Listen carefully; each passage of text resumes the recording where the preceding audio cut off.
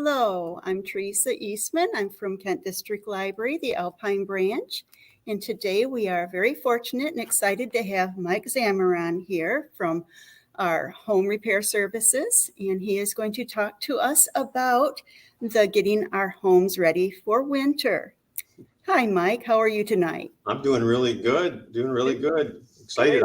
I really just enjoy sharing this kind of information. It's great. Okay. Well, I will let you go ahead and get started then and switch you over here. And thank you so much. We're looking forward to this. Oh, you are so welcome. You're so welcome. Thank you. Well, good evening, everyone. And my name is Mike Zamaron with Home Repair Services here in Grand Rapids. We are a nonprofit organization. We do different things within the community, serving all of Kent County, many programs. And I'll probably mention a little bit about each one of those as we go through this little workshop. But today or this evening, it's evening. This evening, we're going to talk about air sealing. We have winter coming pretty soon. And it sure would be nice if maybe we could stop some of those drafts, the air sealing through the house. We can have everything insulated to the max. We can have the new windows. We can have new doors, everything. But if you have air traveling through the house around them or underneath at the foundation or little cracks and crevices here and there, that cold air is passing in and the warm air is getting drawn out. It cracks and crevices on the other side. So I'm going to talk about some different products and just bring them up on here. But I also want to thank a special thank you to Kent District Library for partnering with Home Repair Services to bring this helpful information to all the viewers. So as I said, I'm excited to be able to share. There's so much, and I know I'm not going to be able to share it all, but hang with me, and I'm going to tell you as much as I can. So one of the first things, this doesn't have to do with air sealing, but I'm always going to mention this has to do with safety, which is a carbon monoxide alarms and smoke alarms. Very, very crucial. These are life-saving things. So I always mention these no matter what. There are many homes that I'm going to. One of the programs we have is a home maintenance checkup, and myself and two other coworkers actually do those home maintenance checkups, and we've done over 400 of them within the last several years. And we go to the home, walk around the home with a homeowner and identify maintenance needs and such. But time and time again, I see homes where it has either no smoke alarm, no carbon monoxide alarm, or the battery's been pulled back. So if you live within the city of Grand Rapids, actually, there's a residential safety program. And part of that is you can get smoke alarms and carbon monoxide alarms installed for free in your house. And the batteries that are in them are good for 10 years. So once you have those, it's no more of that spring ahead, fall back. Remember that we always change the alarms just so we know that we always have fresh batteries and don't have to worry about are they good or not. So that's very important. So a little bit of air sealing. So air sealing is we have, no matter what, we have air passing through our house. Our house is not tight as a styrofoam box, but so we have air passing through around doors, around windows, at the foundation, going through the attic access door and the ceiling, just many different places where air can come in and also pass through going out. So we sit there on the couch with the comforter on or covered up with an Afghan or whatever, and that's because there's cool air passing through the house. So not always, because maybe we just want that extra heat, right? But I think you get my drift on that. So on the exterior of the house, one of the things you can do is so simple. Is these are on where the outlets and light switches are. Here's a packet of just covers. These are seal covers for light switches. So it's just a thin piece of foam, all right? And then there's another one that is actually for the outlet. So I'll toss this aside. You would pull the two screws up here, take this cover off, and then this foam piece right here lays right over top of that light switch, and it has a hole here and here where that screw goes. And then so you put the cover back on and put the screws back on. I'm doing this from behind the box instead of in front of it. Put the cover on right, the foam, and then this, and then there we go. And then put those two screws in. If you ever have a situation on that outside wall, those outside walls are crucial. because that's where the air is going, cold air in those walls. Some homes are insulated better than others, but if there's cool air, stop it. Around the outside edge of the box, if let's say there's a gap right there, you could just fill that gap with some caulking so no air passes around the box. Then after that dries, then put this cover on, and this foam piece, and then the plate cover. And for the outlet, same thing. It's just put this piece on here. I'm holding it upside down. Put that piece on there and put the cover on and put that screw right there where my finger is at. Put that in place. So you sealed up. So it's a process of elimination. One of the things you can do is to find out where these drafts are coming from. Is really windy day. It doesn't have to be a cold day. That helps because then you can feel the cold air. But any windy day, you can go around your house and just today you're going to walk around and feel around all the windows and the door just to see if you feel any air movement coming around it. Sometimes you can actually see light through there. So then then make notes, identify all those areas, and then what you come up with is a plan. You're gonna seal off these different spots with the different things that I'll share with you this evening. And also these different these items that I'm going to talk about are they're very, I would say they're inexpensive. They're $5. There might be some that might be 10. I'm looking around here. 15, $20 would be the highest price item. But more, you're around between $5 and $10 a piece. So you get a package of that foam. These foam plates, you might get those for $3 or $4 in the store. So it's inexpensive. So another thing you can do is you have a gap and you want to fill that gap, but you don't know what to use. So there's different products available that are real. In all reality, it's just foam tape, all different kinds. There's a closed cell, there's open cell foam tape, there's a closed cell foam tape. There's one that has a bulb and it's a tape, so it's like a flat with a round top, and so that round piece becomes a bulb.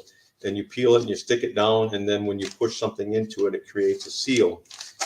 Some foam tape like this. It's just peeled off and it's tacky on the back side. Once you stick it in place, it will stay right there. That one wasn't as tacky, but this one is.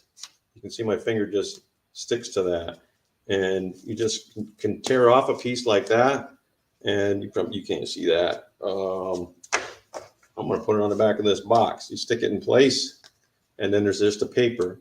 And you peel that paper off, and now that right there, you can see that thickness. If you needed something to come up against that to create a seal, you'd have it. I was at my daughter's. I shared that I was at my daughter's a few weeks ago and looking at her patio door, and she has some weather stripping missing on the door. So I just said, hey, you know what? This winter, if you can't get that weather stripping on there, at least get some of this thin foam tape and just with the door open and just put it right down the side of that door jamb. So that way, when that patio door comes closed and you lock it, it really it's up against the jamb, and then it compresses. The door comes right up against it and creates an air seal. So there are many things you can do, and you can see all these different sizes of this stuff, different thicknesses, different widths, and you just get what you need. There's also some felt. You can get a package of felt like this.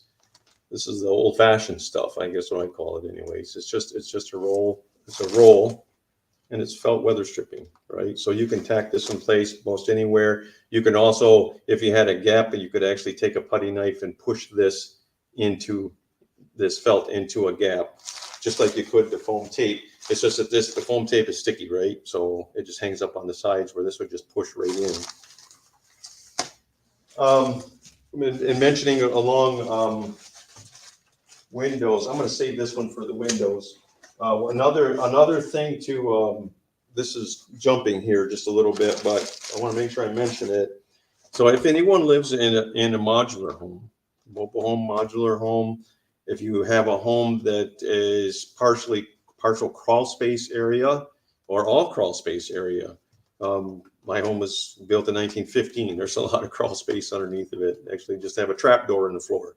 So underneath there, if it's cold underneath there, underneath any mobile home again or modular home, have a heat tape and wrap that heat tape around. And the heat tape will, at the end of it, will have a little clear bubble, and that bubble will light up if it's plugged in and working. So you don't want to find out that the pipes froze, or you don't find out that the heat tape's not working because the pipes are froze. So check it out before it gets too cold.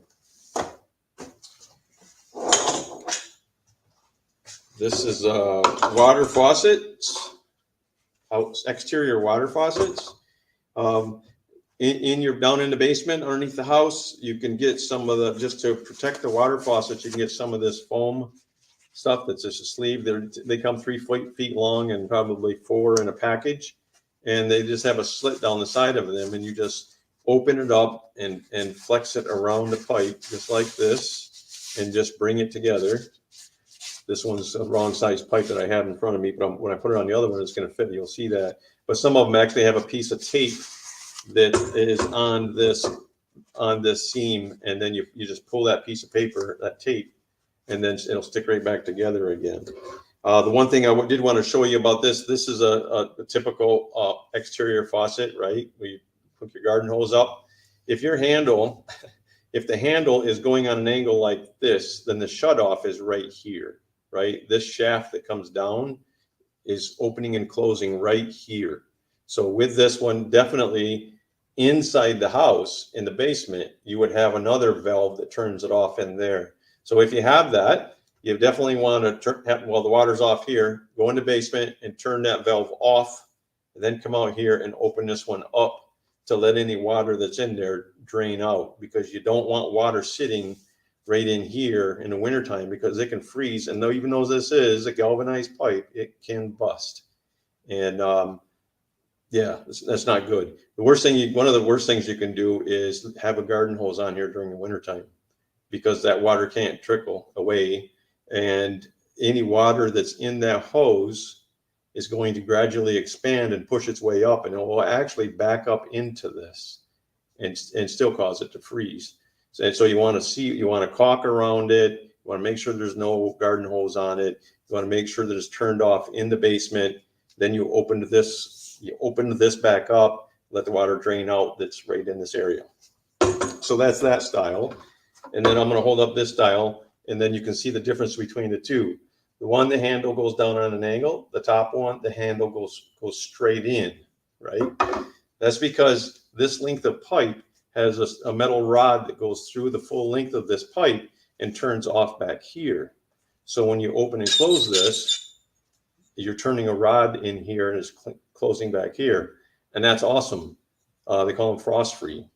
Only thing is, you still want to make sure that you take that hose off from there. You probably don't have that valve inside anymore, because it turns off inside where it potentially a heated area. However, if this is up in that crawl space that's colder than the rest of the basement or the rest of the area, if you got cold drafts down there, you have cold air flowing around, did you caulk around this pipe? You want to keep the cold away no matter what. And then I'm going to go back to that garden hose. Make sure you don't leave a garden hose on there, and make sure you don't leave this open, because if you look at the other side of this, all the way back in here, this is outside, all the way back in here in the house, this one froze and busted. That's because someone left the garden hose on here, and that ice just expanded. Ice has tremendous power, and it just expanded all the way up in here and split this. So make sure that you do those things that I just mentioned, and then also you put one of these sleeves, these foam sleeves on there. See how that fits better? This is the different size. These are in different diameter. So 1/2, 3/4, 1 inch. So you have to get the one that fits the pipe that you have. All right. A little bit about old windows. I had mentioned the weather stripping, and I just wanted to show you this one kind of weather stripping. If you have old windows and you have drafts coming around them, or even if it's newer window.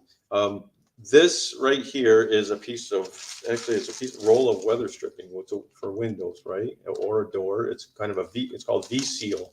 I tore the label, but it's called V-Seal weather stripping. And it's a flat piece of plastic type material that has a sticky foam tape. I don't know if you can see that sticky foam tape. It's right here. But what you do is you fold this like this, squeeze it right down, make it flat, and then you take that however length of a piece of weather stripping you need, cut that, and then peel off the back side. So when I peel this paper off, and then I would stick this right against the jamb or whatever it is I'm trying to seal, and then every time something comes up against that, it just has that, that compression like that, right? So it'll kind of stop some airflow from going around there. Something like this along the side of a window. Remember the old wood windows that with the weights in the walls. So you could open that window and put a strip of that on both sides of it, tuck it up inside, and then when you slide that window up and down, it'll slide on this, and then you are stopping the majority of the airflow that would come around it. So just another idea. When it comes to a single pane window, a lot of houses still have single pane windows in it, and that's all right. So I'm going to set this here. There's different things you can do. If you have missing glazing right here, you take a putty knife. This has missing glazing around. It's an education piece. Take a putty knife and clean out everything that's loose. Take a thin putty knife. You don't have to get rid of all of it. You want to get rid of what's loose. And then I trust my reach here. It's pretty good. Then you get some glazing compound, window glazing, right? And then you just take some of this out of that can. When I've done this in the past, I would just get some out of there and I put it right in the palm of my hand and have this little ball. And then I would just take a putty knife and take a little scoop of that, and I would just press it right into those spots. Take that putty knife and just lay it right into there, mush it into there, right? And then I take the putty knife blade and come right down here at the point and come up, and then I would just smooth it off, make a nice bevel on those and clean them all up. Let them dry, and then put some paint on them. It's going to stop the airflow from going around. It's going to stop the water from getting in here onto the wood, which will eventually just rot it away. Okay, I want to spin this around just a second.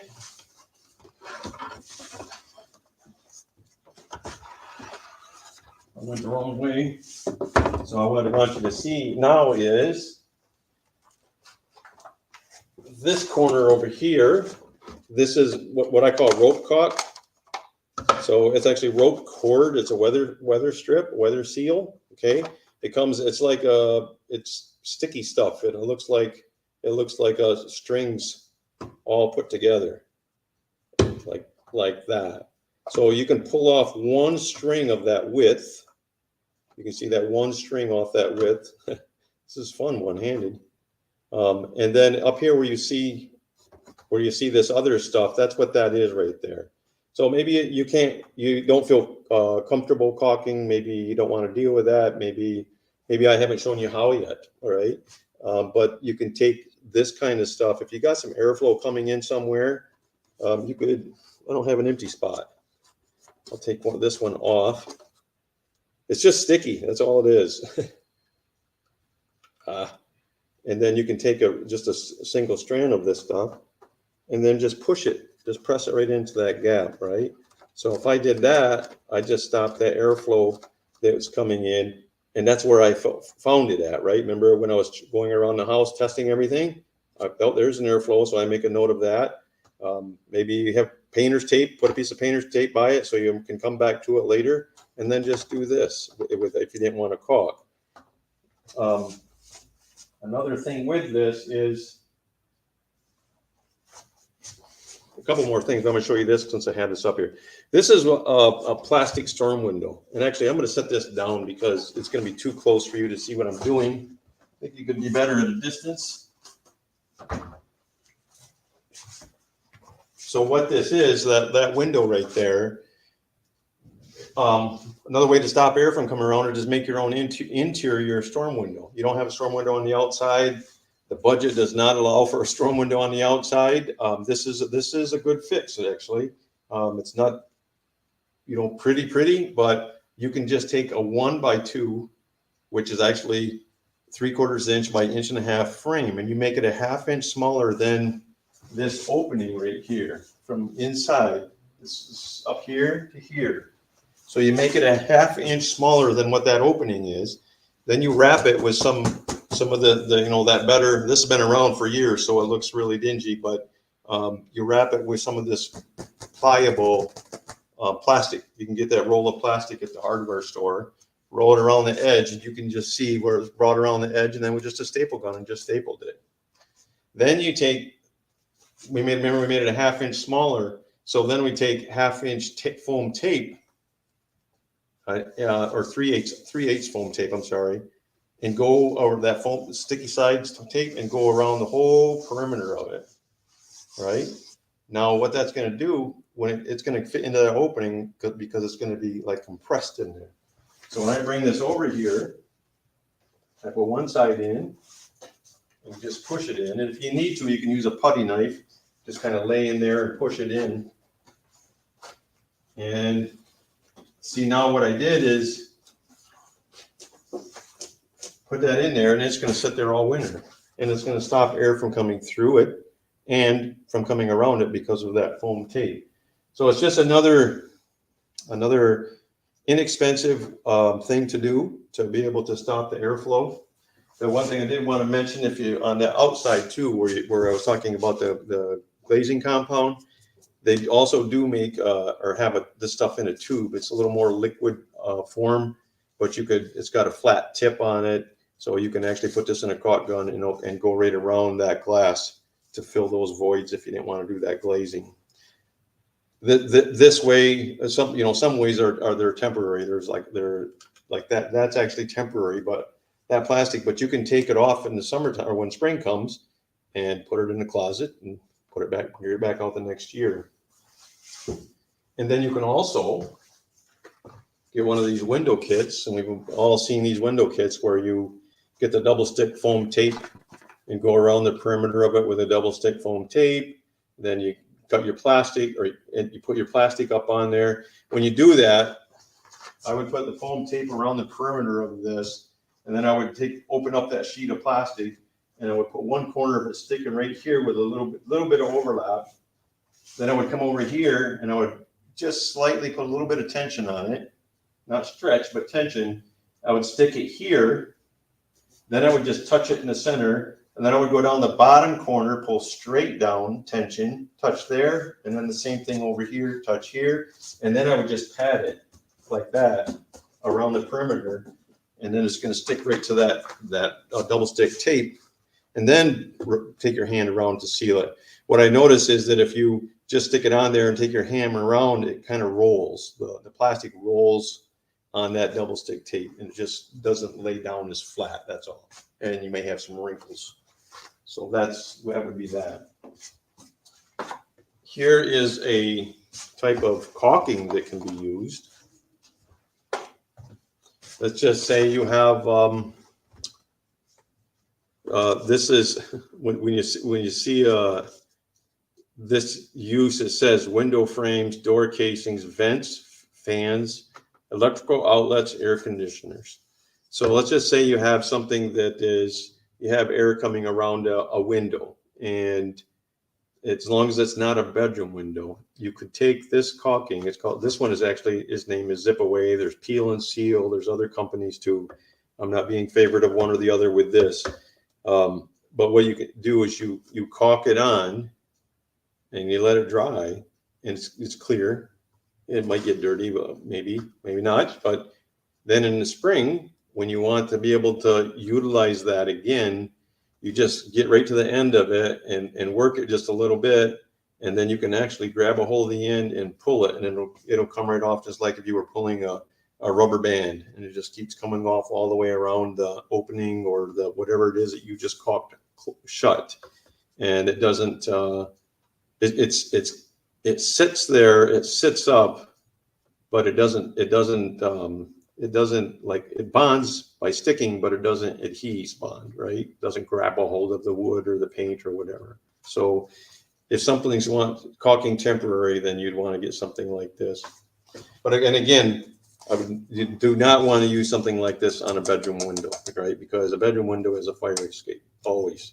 And you can just imagine something in the window's got this caulk around it, and then you can't just open it, right? So just saying. The next thing I'm going to work on too, or go talk about, is some of the insulation. One thing I would like to do is mention also, I'm going to share a couple of things with you, is that with Home Repair Services, and Home Repair Services is a nonprofit organization that's been in Grand Rapids for 43 years this year, bringing different kinds of resources. Under, if you can see the banner behind me, it says Home Repair Services, resources for homeowners. And that's exactly what it is. It doesn't mean you have to be a homeowner in order to come in and sit in our Fix It school, which is our classroom. I'm standing in right now, where we have seating for 42. And the largest class we had was a couple weeks ago of 51. So it was like sitting room only around the outside, but we averaged 28 students every Saturday in this room that I'm in right now, come in and just sit down and learn whatever the topic is at hand. You know, we have one coming up that's going to be just about air sealing. Windows, doors, flooring, I mean, you name it. So, but I also want to share with you that I'm going to be doing the same workshop, except I'm going to have more stuff added too. And I'm going to come to Kent District Libraries this fall. And to begin with, I'm going to be at Granville on September 13th at 6:30. Then I'm going to be in Lowell October 12th at 6:30.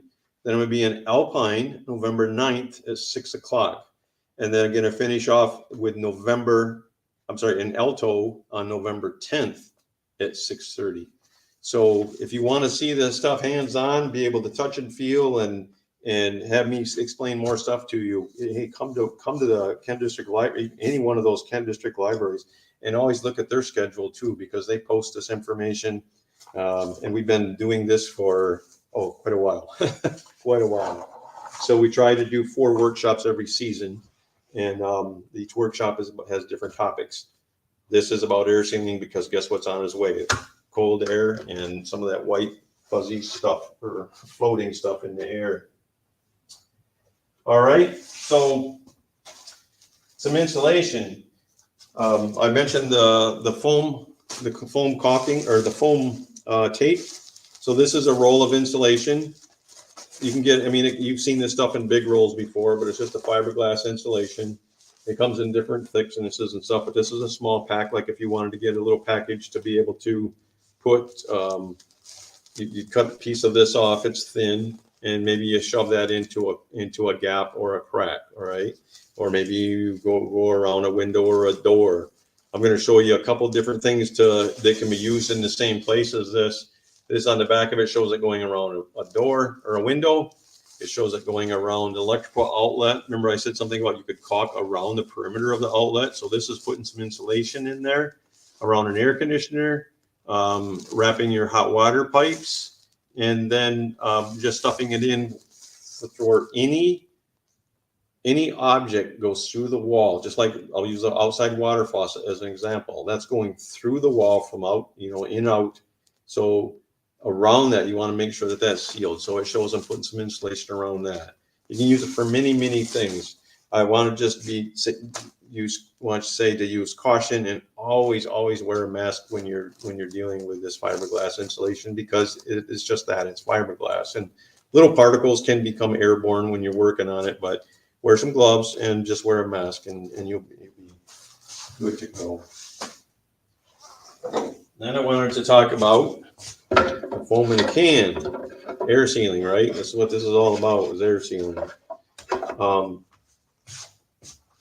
The foam in a can stuff, if I was going to suggest a certain kind of foam in a can to use, no matter what the company is, it's not about the company, this is about the type, right? And I'm pointing at the wrong one. This is one I want to start with. And this one right here is minimal expansion, right? You can see right on this is windows and doors, right? So you can see them using that. And I don't know if you can read the print, but it says soft, flexible expansion, contraction, reduces drafts, right? But it says minimal expansion on here. So that's what we would use if you had a small space, like around a window or a door. If you pack too much insulation in there, it's going to pinch it. It's going to bind, and now the door bumps when it shuts, or the window doesn't close and lock all the way because there's too much foam blown in above or around its perimeter. This kind of stuff, what it does is when there's a gap and you insulate it, you insulate this between two things, just like you see this, the foam expands, right?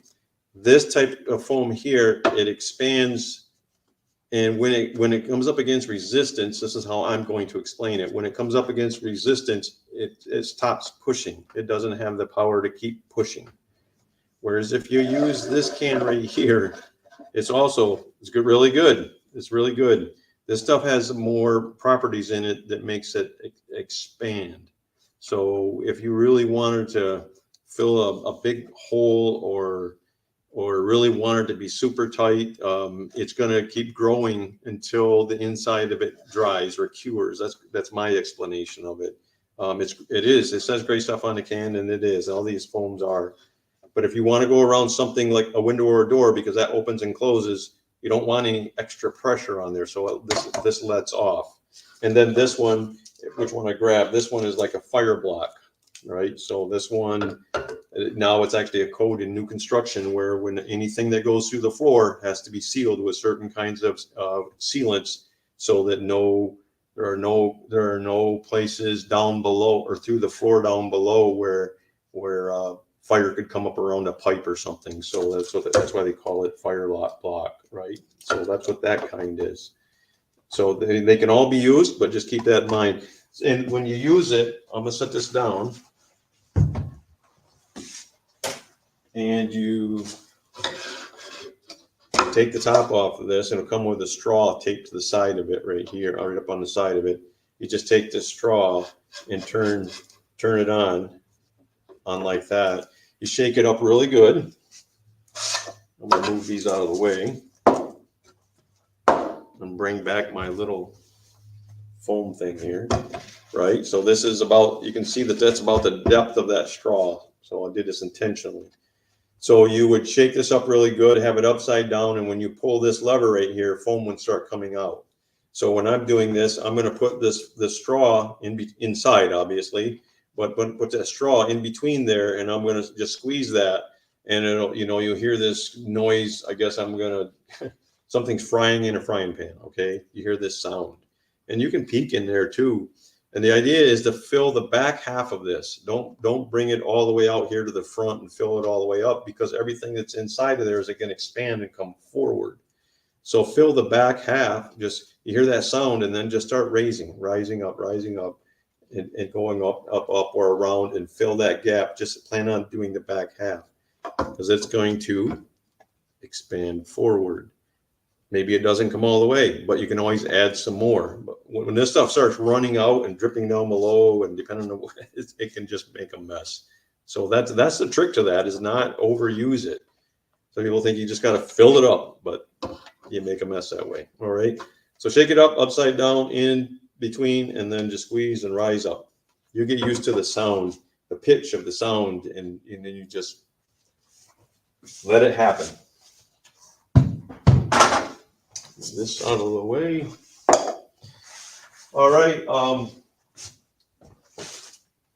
going to jump off to another thing, and that is furnace filters.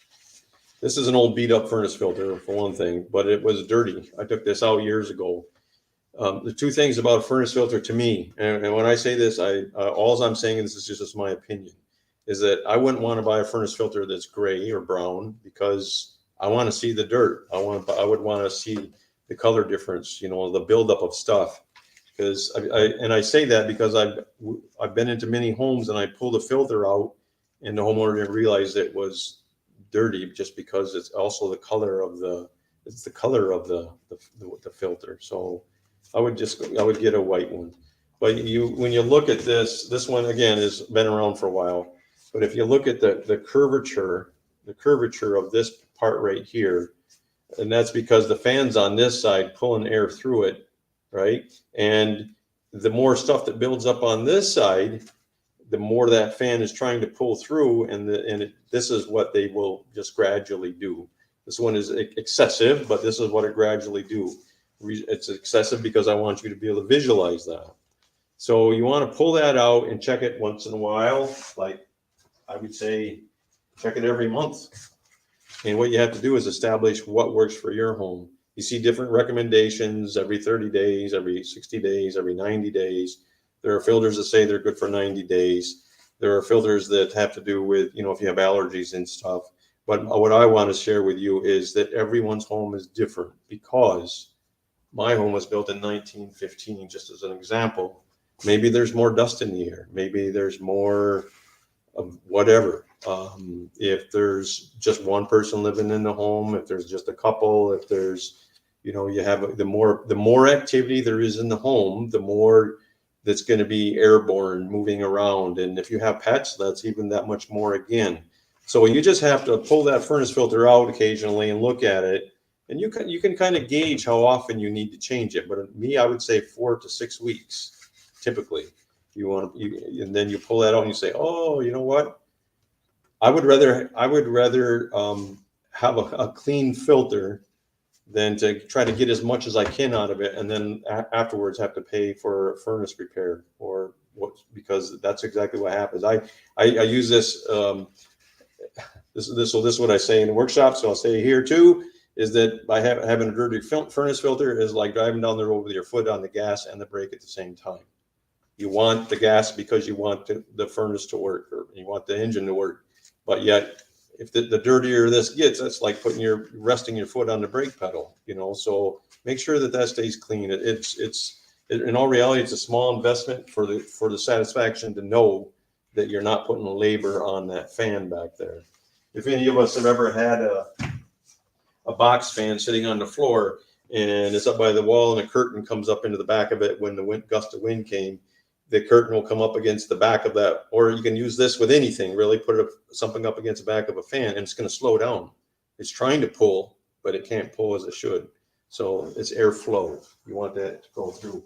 And one more thing about that is you'll see that on a furnace filter, it'll say, I don't know if you can read that or if I'm too close. But anyways, there'll be an arrow right there. And it will say, this one says airflow right here. So that's that direction right there. And sometimes that's confusing. Is that airflow the way it's coming from? And I get this question. That's why I'm saying this. I get that. Is that the direction it's coming from or the direction it's supposed to be going? And it's always the direction that it's going. So just as a good rule of thumb is when you see that, think of that arrow as pointing to the furnace. So the furnace is on this side and the heat cold air return is on this side. So put that right now. So the furnace is over here. The arrow points at the furnace. That's the direction of airflow going through that. And they do that because of the way they build these up, the makeup of these. So there's a tip. Now I'll go off to the storm or the door. A door. There's a lot of different things you can do for a door. You want to make sure that your weather stripping is good. The weather stripping on these doors, put my hand in the right place. These are all replaceable. These weather strippings are replaceable. The doors should always be caulked along here where the sill meets the frame right there. The weather stripping can actually come out and then put a new one right back in its place. A lot of times I see these tore up because maybe someone has a pet and they scratch at the door or something, but then that's where cold air comes in. Another thing is that they have these little pads, and you can get a pack of these little pads at the hardware store, and they're just they're a peel and stick. On the back of it is a piece of paper. Expose that, and then you would put that. I'm gonna turn this around. you would put that right here. So when this door comes closed, there's no air travel right in the corner where everything meets. A lot of times you look at a door and you look right here and you see some air, you see light. So you put one of these things right in that place, and that's going to make that go away. Thresholds are adjustable. There are door sweeps. A lot of times the door doesn't seal up against the bottom when the door comes over the threshold or the sill right here. And if you have these screws in the bottom of your sill or in the sill, you can turn that screw and turn this part, that U shape right there. You can turn that and that will go in. And you can just see it going down, because maybe that's where the door is rubbing. Well, maybe they got air coming underneath the door. So then back this part right here out. And then just always keep in mind, this is for an air seal to help keep the air out. So it's not like you stand on this or step on that. Just intention is to just step over the sill anyways. And then there's different kinds of weather stripping. The one I said it could be replaced, so it's like this. It's just a long piece. Actually, there are two long ones and a short one. You can get a kit, and you pull it out. You can see that stiffer part on the bottom of this, right? And that's what goes in that crack or that slot on the door. And then this part is just a compression fitting or strip. So when the door closes, it compresses like that. And this is just another version of it. And this is a weather stripping to go around the perimeter of the door. Stop the air from coming in. A door sweep going at the bottom of the door. This fastens onto the door. And then when the door closes, the weather stripping comes up against the sill. Stops the air from coming underneath of it. Several versions of that. You always want to make sure that your dryer vent is kept clean for sure. A lot of them they just have the hood. We don't ever look around up in here. These we see, but you want to make sure that you look in the one that has a hood too, to make sure that stays all cleared out. No lint buildup in there. Then down in your basement, we have ductwork. Now these are two different kinds of pipe, because I want you to see the difference between them. You can see that narrow piece of pipe, tape right there is what that is. But what I want you to know is that, so the ductwork coming off from the main plenum off the furnace, you have these, then you have these, you have the furnace, and then the square trunk, shaped trunk that's traveling, and then a pipe comes off from that. Well, those pipes, every one of those seams on all of that ductwork has potential for air leak, which is your heat, or in the summertime, your air conditioning. You want to send it throughout the house, but you have all the fittings down in the basement where all those pipes come together. And if every one of those are leaking just a little bit of air, that's that much less that's up where you really wanted that. So if you have that, they have a tape. So this is some tape. In all reality, I'd say it looks like it's aluminum foil, real heavy aluminum foil in a tape form, and it's got paper on the back side right there. So I'm going to peel off a piece of this and show you how it goes on, and it just peels. I don't know, where's the best place to put that? So it peels like that. There we go. So now you can see, I'm just gonna put my finger on that. It's sticky, right? So what I do then is I take this and I lay it on, put it on that seam, right there. And then I just go around this thing, around this ductwork.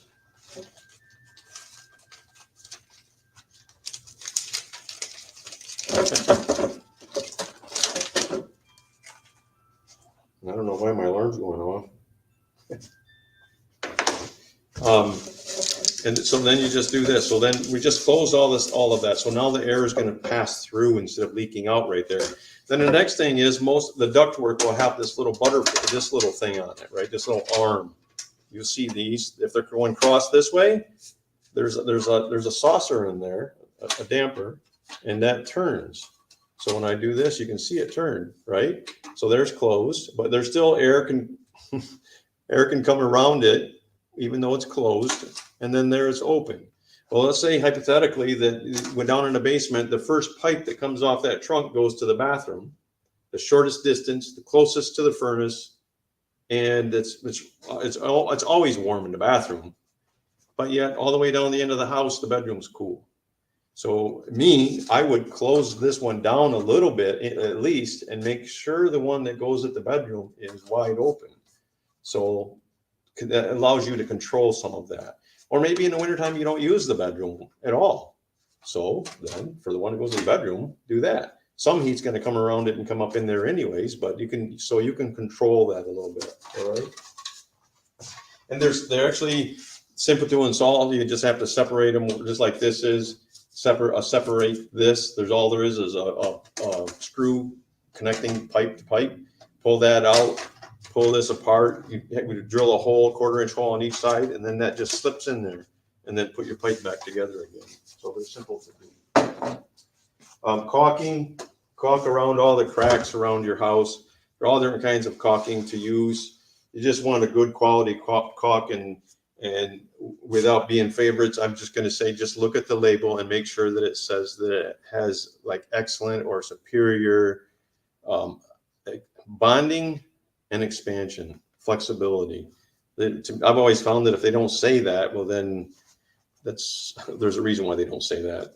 Superior flexibility and crack proof. That's what that says right on the label. So, okay. All right. I like the sounds of that. So, and also, if you ever come to one of our workshops, I'm going to bring this to the KDL workshop too, and I'm going to show you how to caulk. This is something I use just to show how. All right. Probably really squeezing for time, but the last thing I want to tell you is make sure this isn't air sealing, but make sure that you keep these eaves trough cleaned out on your house, because water, when it freezes, it expands, and that's why those things come loose. I could talk about this stuff because there's a lot to it. There's a lot of different ways of stopping those air drafts around your house. One thing is, I'll slip in this, is if you go down in your basement with an incense stick, it's got that little plume of smoke, and just go around the perimeter of your house on a real windy day, of course, and you'll see that air plume move. Whew. So then you just painter's tape, you tag that spot, and then you go around and you can identify things that way. So find those air drafts and seal them up. Every one of them you seal, it just really adds comfort to your home, and you're also saving too. So thank you so much for your time and for hearing me and letting me share with you some of the different things that can be done. Come and join us anytime at Home Repair Services. You can see our Facebook, homerepairservices.org. Our Facebook and our website. Sorry about that. And definitely join us at KDL. We're just thrilled to be able to go to the different branches and just be able to, meet and share and share some skill sets that can be taken home and applied. So thank you so much. Thank you so much also, Mike. We have learned an awful lot, and today we have some wonderful tips to apply to our own home. This will all help us to keep our homes warm and safe and save us some money. Mm-hmm. And we appreciate that you will be able to be at our branches for our actual workshops. Thank you again. You are very welcome. Yep. Looking forward to it. Yes, indeed. And thank you all for watching today, and come and see what Mike will do. And hands-on is always a best workshop. So thank you so much. We will see you later. Bye now. Thanks.